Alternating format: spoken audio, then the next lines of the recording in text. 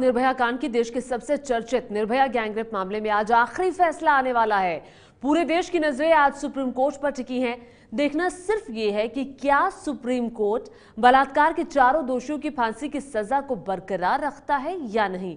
देश को झकझोर कर रख देने वाले इस मामले के चारों दोषियों को निचली अदालत और हाईकोर्ट ने फांसी की सजा दी थी। हमें न्यायपालिका से विश्वास है और पक्का उम्मीद है कि उनको फांसी होगी। सुप्रीम कोर्ट जो भी फैसला देगा इन सबको देखते हुए देगा और निश्चित रूप से उनको फांसी मिलेगी और इससे कम तो हमें मंजूर है भी नहीं। फांसी से कम कुछ भी मंजूर नहीं। निर्भया के माता पिता आज भी अपनी बच्ची के साथ हुई उस खौफनाक घटना को सोचकर कांप जाते हैं।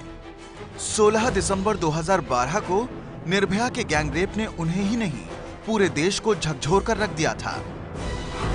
16 दिसंबर 2012 को 23 साल की फिजियोथेरेपी छात्रा निर्भया अपने एक दोस्त के साथ फिल्म लाइफ ऑफ पाई देखने गई। रात 9:30 बजे वो दिल्ली के मुनीरका में एक चार्टर बस में सवार हुई।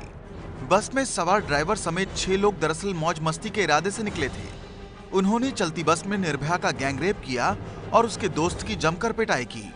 गैंगरेप के दौरान निर्भया के साथ जानवरों से भी बदतर बर्ताव किया। उसके गुप्तांग में लोहे का सरिया तक डाला गया, जिससे उसकी आंख बाहर निकल आई थी।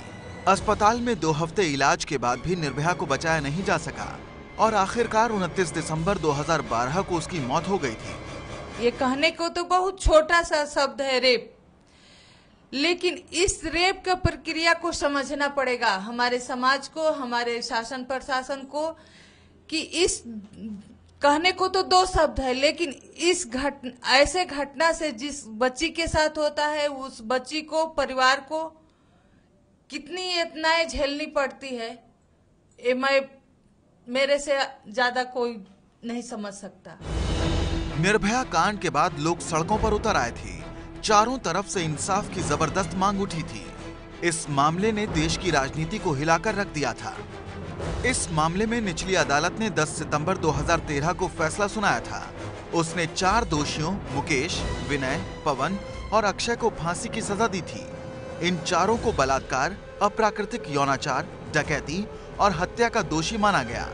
13 मार्च 2014 को दिल्ली हाईकोर्ट ने भी इस सजा को बरकरार रखा था।